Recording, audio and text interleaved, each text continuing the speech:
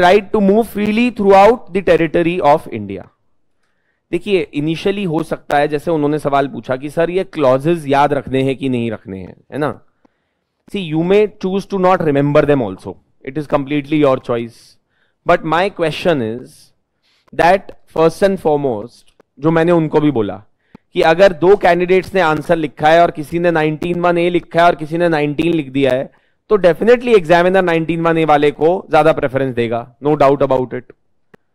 दूसरी बात ये कि देखिए रटना नहीं है कुछ, है ना। अभी initially you may find this to be a lot of information, हो सकता है कि barrage of information is coming at you in different subjects, but do remember that when you start revising, जब आप रिवाइज करें, और देखिए रिवीजन जो है ना वो कांस्टेंट प्रोसेस होता है। Revision is not a process कि मैंने आज पढ़ा है अब मैं 1 महीने बाद रिवाइज करूंगा, वो ऐसे रिवीजन नहीं होता है कोई भी। Revision is a constant process, आपने आज पढ़ा है आप कल रिवाइज करेंगे, फिर 3 दिन बाद रिवाइज करेंगे, फिर 5 दिन बाद रिवाइज करेंगे। इस एग्जाम के अंदर रिवीजन सबसे इंपॉर्टेंट चीज है।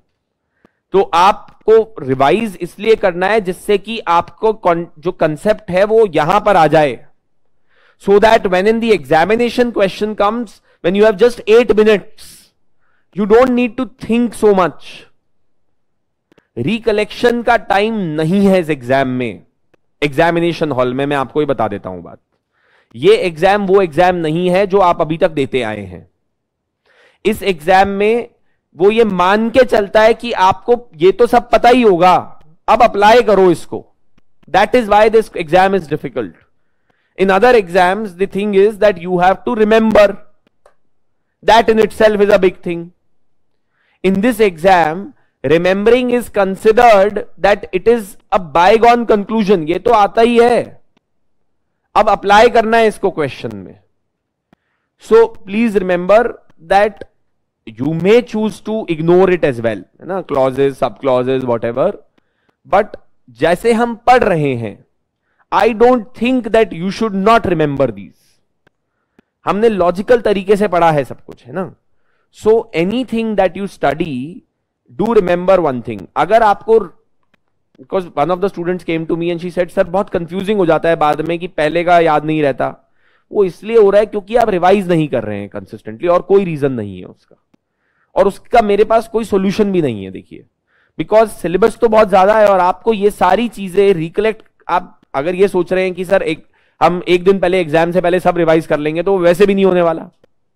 This is again not that examination.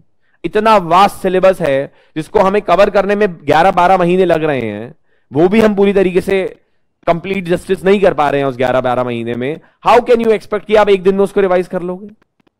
So you have to constantly revise. And जो मैंने थंब रूल पहली क्लास में भी बताया था, अगर कुछ भी रटने की जरूरत पड़ रही है तो आपने उस कंसेप्ट को ढंग से समझा नहीं है। इसको आप 4 बार पढ़िएगा, बिल्कुल याद रहेगा आपको ये, बट समझ के पढ़िएगा।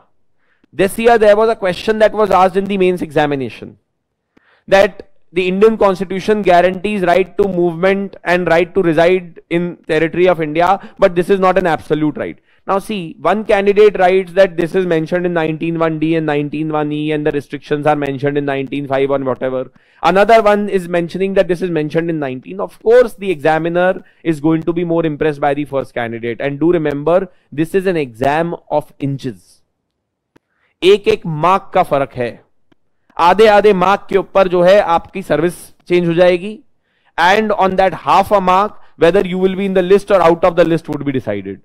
And do remember one thing, forget that in exam, people, those who get 100 and those who get 80 in general studies, the difference is that one who is getting 100 is able to extract 1 mark extra out of the examiner in every question, and that is how he's making 100 instead of 80.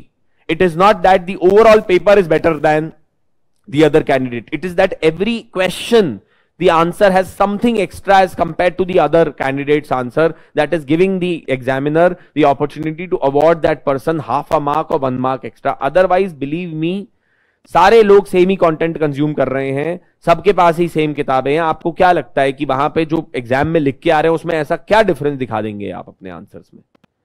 So do remember that it is an exam of inches, है ना, it's an exam of inches.